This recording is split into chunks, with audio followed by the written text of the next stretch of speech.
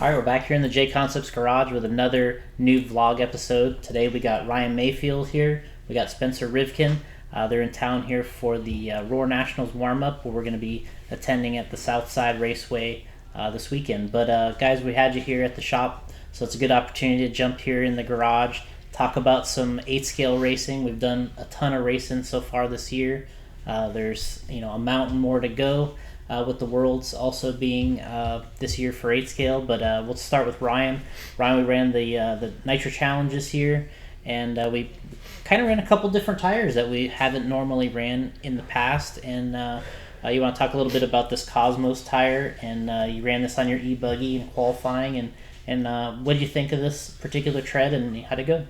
Yeah, I hadn't really had much experience with this. I know David had ran these in Europe a few times, and the track conditions were a lot different than normal for the Nitro Challenge. During practice and qualifying, it was a lot more dry and dusty and kind of breaking apart.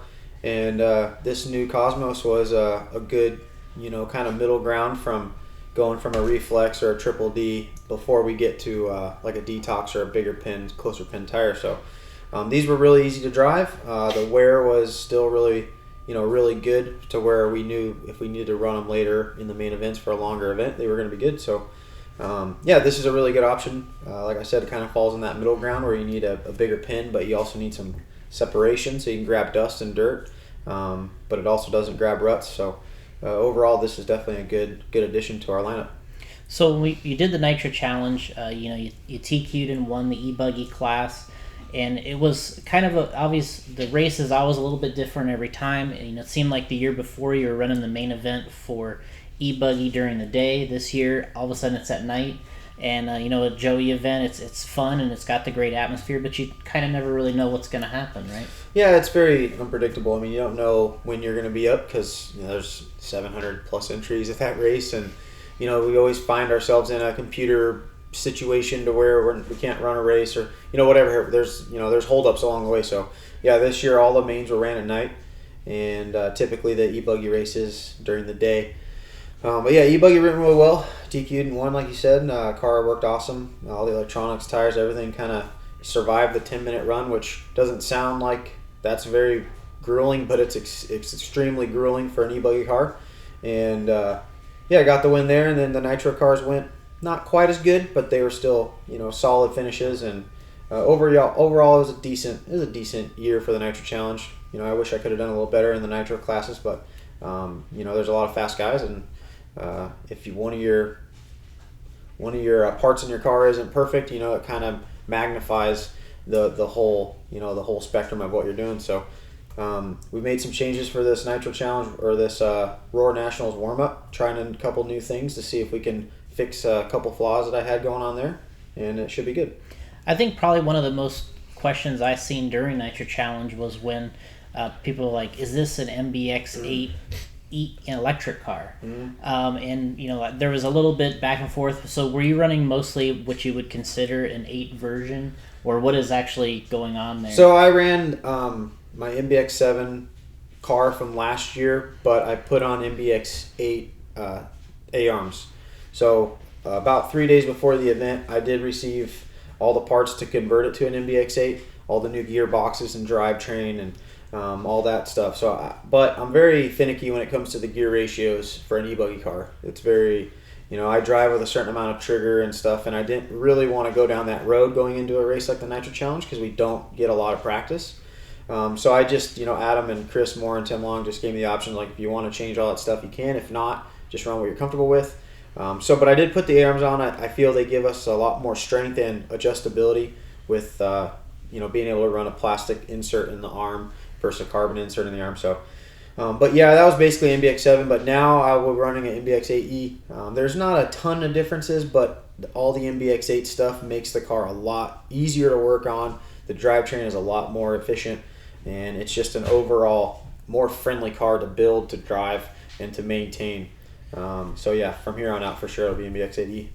So we'll talk a little bit with Spencer. Spencer, we got another tire here. We're showing the Stalkers, which you guys ran a little bit at the Roar Nationals last year, and then we did a little bit with this at Nitro Challenge too. And tell us a little bit about your experience here with this tire, and and so far, how things have been going for you so far this year. You've ran it all too, just like Ryan, and you've had some success in 10 scale especially. So tell us about this tire and a little bit about your success so far. Yeah, like you said, we ran this tire at the Nationals last year, or we ran a couple of runs with it in practice. This is definitely something that we're probably going to have as one of our components for this year's Nationals. I think that the Reflex tire is good, but it probably will not last as long as this tire would. I think both actually feel the same on the track, but I think the longevity and the long hour main, you'll actually get that extra 20-something minutes in the main. Like you said, with that tire that Ryan ran in the e-buggy, I thought that was a great tire on my car during the Nitro Challenge. That was one of my favorite tires there. But during the Nitro Challenge, I thought my results were okay. I really didn't drive that well in a couple of my classes, but I got some solid runs in qualifying, and definitely here for the Nationals warm-up. I think it's going to be good for me to get some practice in for myself and get a couple of information with my guys at the team, and learn some new things with the tires at the race. I mean, you mentioned Nitro Challenge, but you got second in Truggy, which I think is your best finish ever at Nitro Challenge, and you were right there in the battle, with Ryan and Ryan. What was the new Truggy like? You guys had a new Truggy that you debuted there, and obviously Cavallari won with it. You got second. So how did that truck feel? And that was obviously your best result. Yeah, like you said, honestly, the truck was awesome. Debuting the new truck there, the RC8 T3.1, worked really well. I think some of the things that we've done to the buggy, we did obviously for the truck.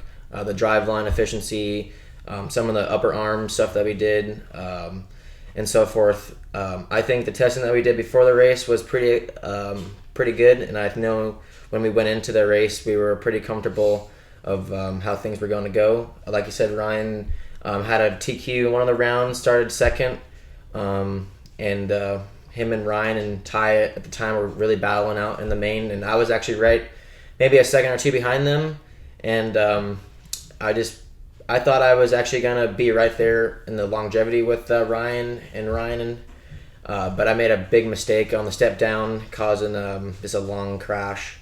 After that, I kind of knew that you're either gonna get third or fourth, and Ty had a flame out and kind of knew that I had a pretty big lead on fourth, so I just drove my own race. Ryan had a couple problems in pit lane. I actually had one less stop. Me and Cavallari had one less stop than Ryan, so that also kind of played factor in kind of the time I had lost on those guys. So the engines were awesome. The runtime was great. Crazy power, too much power, honestly, for me. But it gets the job done. And I think in the future, for a lot of the Nitro races coming up, the Truggy is going to be one of the trucks at the top for sure. So then we'll talk about we went right to the Desert Classic, and you probably had a great win there in two-wheel mod. You TQ'd and won, which is your home track, but it's not easy to run well at a track that's close to you either, because you get everybody coming in, everybody's taking a shot at you. So tell us about your experience there at Desert Classic. Getting the TQ and win there in two-wheel. Yeah, I mean, like you said, a lot of the top drivers stayed in Arizona just because it was going to be a long 2 weeks of running.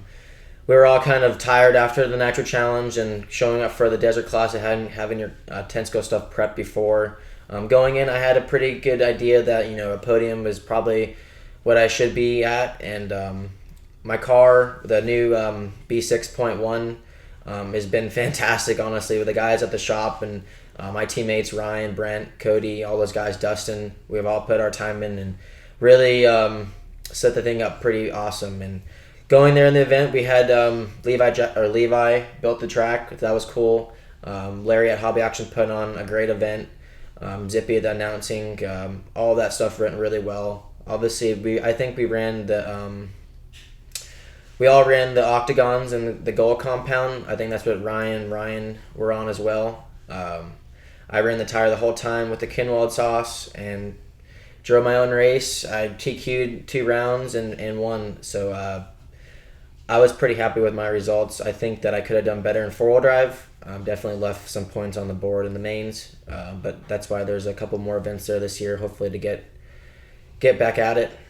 So fast forwarding a little bit, Ryan, we're going to do a little warm-up this weekend. A lot of people don't really know, for you guys, what a warm-up really means. What do you go into an event like this? What are your hopes or expectations, and what do you like to accomplish when you go to something like this? Yeah, I think it's a pretty crucial part. We didn't for a while. The last couple of years, we haven't really been doing many of these warm-up races. Obviously, it's very expensive to try to do these events. We have so many other events on our calendar. So, but the biggest thing, like if you've been to a track, say if the Nationals was at the Fear Farm where the Nitro Challenge is, you probably don't really need to go to the warm-up race because you've already been there that year. You know that facility. You kind of get it. But we've never been to this track here in Florida.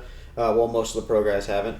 And so it's nice to just come here and kind of get all the, the ooh, ahs out of the way. If the track's good or bad, or if the driver stands tall or short or whatever, and just kind of get used to the entire environment, not just the dirt, not just the track, but just everything. And so it is very crucial. Also, especially with nitro cars, trying to make sure the engines run correctly, and maybe if we didn't bring the right tire this time, we need to make sure we can bring the right tires the next time. And even the same thing, there's so many components that go together to make a winning car or a winning performance.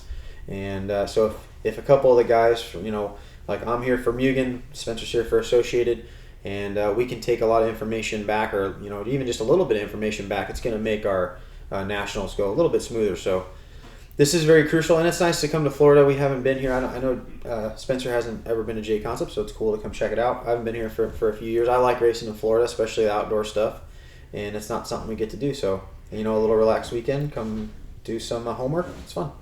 So, then fast forward for you, Spencer, after this, we're going to there's a carpet race in, Northwest Hobbies up in Oregon. Jumping back, go 8 scale, 10 scale, just jump around, but that's how this is now.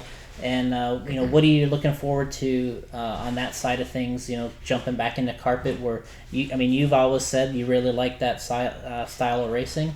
And, what are you looking forward to there, getting out and running your stuff? Yeah, I think it's going to be a good experience. I was there last year for a race that they had, and I did pretty well. Me and Ryan went for a small town race. We're going back there with the JConcepts or the Carpet Nationals there. So that's going to be cool. I just found out that Ryan was going. So me, Cody, and Ryan are all going to have a good battle going out over there. So that's going to be awesome. And also getting my first time on with a new car there too. The B6.1, but I never really ran it on carpet with a new rear end and stuff like that. So going to be a good learning experience for that race. And hopefully learn some things for a couple carpet races down the road. And then for you, Ryan, you're going to get a chance to get your Yokomo stuff back out on the carpet. Yep. Last time you did it was at IOCC in Vegas at Scotty's race, which, your stuff was unreal there. It was awesome. What are you looking forward to? Do you got two separate cars, or how do you work the dirt versus artificial type track? So. Yeah, the cars are, Spencer knows, they're so different to run it. It's the same car, but the settings are, so drastically different with how heavy you run your carpet car versus your dirt car. All the shock package is different. The diff, everything is different. So, luckily I have two cars, so I got a carpet car built. I'm going to build a second four-wheel drive car because, again, with the four-wheel drive cars, there's a big difference. So, and with our schedule, it's nice just to have two cars ready to go. So if it is back-to-back, we don't have, this huge prep day to try to get everything ready. I'm excited. I haven't raced up in the northwest of the country in a while. We're doing two races there. We got the carpet race, and we're going to the JC race at Tacoma. So, there's a lot of good races. We also got the Psycho Nitro Blast coming up, so there's a bunch of stuff on our plate. And, I'm looking forward to it. We were supposed to go to the EOS. We're not going to be able to make it there. That's why I'm doing the carpet race in Oregon. I'm trying to, Jason always tells me, we got to do some more carpet racing and try to embrace it more. I think it's definitely cool, and it's staying. And I understand the need for it in our racing scene in America, and it is a lot of fun for sure. So if you guys get a chance to try it, you should try it. It's definitely cool. I believe 2 years ago you mentioned Psycho Nitro. We're going back there. A 900 entry race.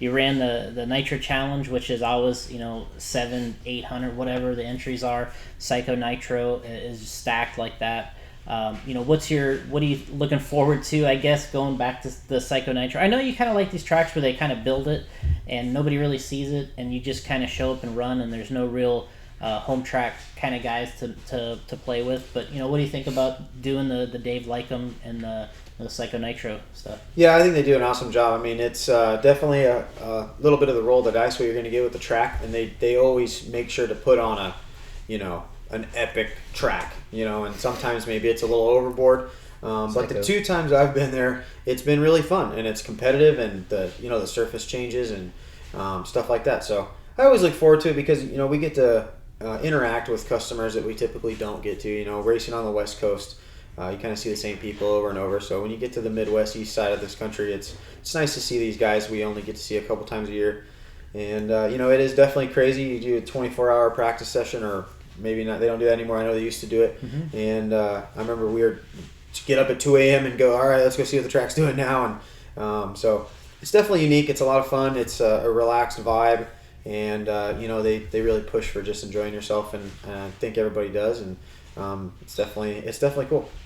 All right, well, Ryan Maifield, Spencer Rivkin, we're here in the JConcepts garage. We're catching up with the guys. They're going to go do some running this weekend, run some 8 scale, and but as you can tell, we got some new tires coming out. We wanted to touch on that, but then we also have all these events these guys are doing so well at, and bouncing around between the different cars, which is no easy task. And we appreciate them coming on here and giving us some insight on both of their vehicles and the product. And thanks for watching, and we'll see you next time.